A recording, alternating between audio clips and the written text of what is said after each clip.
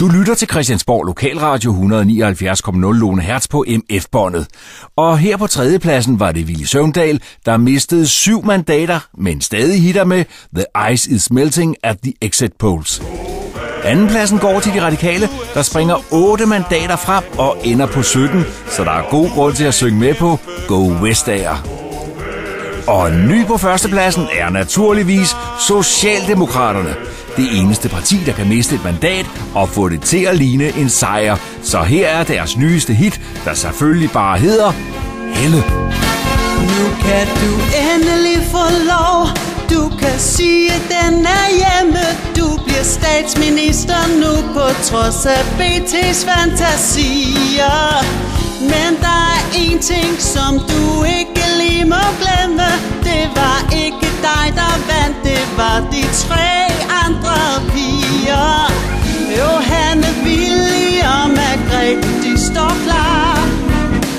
Og hold da kæft, hvor kræver de at få et svar.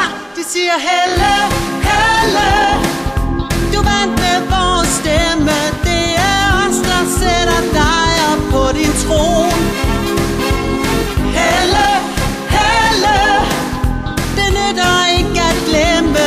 Uden os, så var du virkelig ikke nogen. Inden valget kom, kunne I lukke øjnene for det. Ingen talte meget om al jeres uenighed, vel? Ja, du stod sammen med Margrethe og med Villy. I var sammen, I var brødre, ligesom Kain og Abel. Slå Anders Fogh, det kunne du ikke, kunne du vel?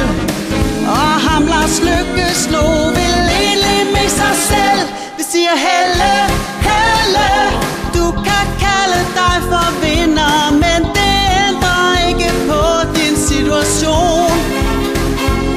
Helle, Helle, du skal favne mange kvinder, lige fra Hjelved og hele vejen til Ålesund.